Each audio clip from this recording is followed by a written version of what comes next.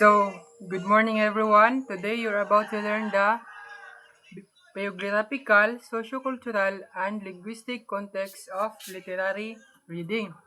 So, ngayon atin silang iisahin ang biographical, sociocultural, and linguistic context of literary reading. So, first is biographical. What is biographical? Biographical context refers to the author's life and the factors that influence and shape it. This also includes his or her educational background, religion, and ethnicity. So, in analyzing a text based on its biographical context, you should consider not only how the factors have caused an impact to the author, but also how these factors reflected in and have helped shape his work. It is important to read the author's biography or autobiography to help you see how much his experience shaped his work directly and indirectly. So, make use the following strategies for biographical context. Here are the strategies for biographical context. First, research on what the author believes in and what he or she does not. Second, analyze how the author's belief system is reflected on his or her work.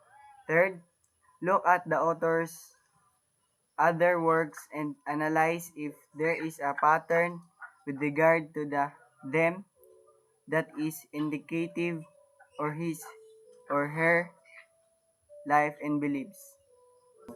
Also, consider this question to be guided in understanding and analyzing a text through biographical context.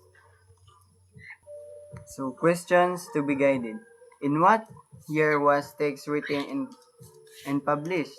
Second, is there anything significant that happened in the author's life during this time? What were the circumstances that happened to the author before the writing of the text? Third, were there several drafts of the text? What is the effect of the revisions to the published text? Fourth, are there characteristics and situations in the text that could be representative or are similar to the ones in the author's life? Last one, how will knowing about the author amplify or appreciation of the work? Second, sociocultural.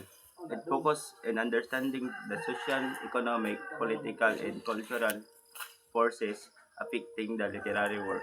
Reading does not only bring us to different places and adventure but also indulge us to the conflict that character experience throughout the plot of a story.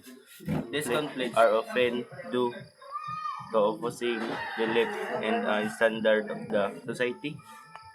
They are in for this reason. It is important to consider the social and cultural factors that made an impact to development of a literary text. Reading using the sociocultural context helps you understand the social, economic, political, and the cultural forces affecting the work that you are reading and in like manner analyzing in the sociocultural context of the text makes you examine your role in shaping literature. Guide questions that you may answer when you are reading literature through the sociocultural context. Question to be guided. 1. What is the relationship between the character or the speaker in the text and their society? Second, does the text explicitly address issues of gender, race, or class? How does the text resolve these issues? 3. How does this story reflect the nation? What does this say about the country and its people? 4. Who has the economic or social power Is there oppression or class struggle? How do the character overcome this? Does money or finances play a large role in the narrative? 5. What is the prevailing social order? Does the story or poem accept or challenge it? When reading a text or writing an analysis through the sociocultural context, you need to set aside your personal political beliefs. Your personal views should not hinder you from understanding the sociocultural factors affecting the literary text. Otherwise, it may lead you to analyze the text according to your personal beliefs. Do your best to be objective using the different sociocultural perspective that you may interpret the text as it is. What is linguistic?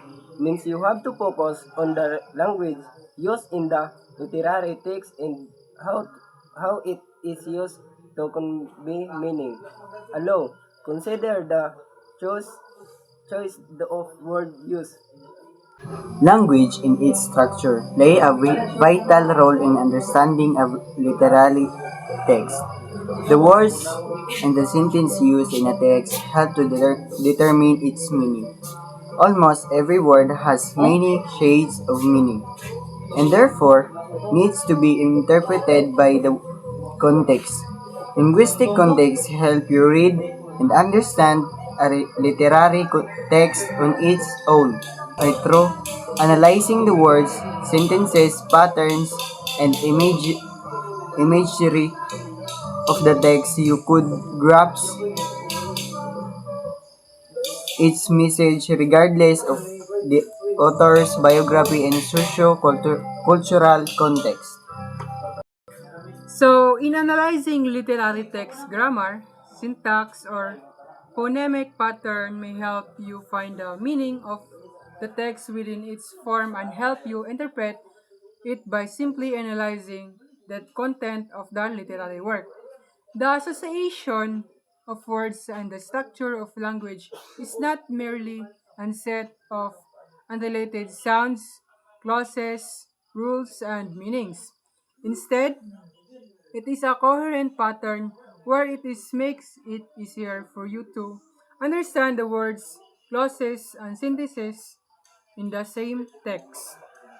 So, the following are some strategies you may use to read a text through linguistic context. Analyze the diction of choice of words in the text. 2. Examine the text syntax or use of sentences, clauses, phrases, line, cuts, etc. 3.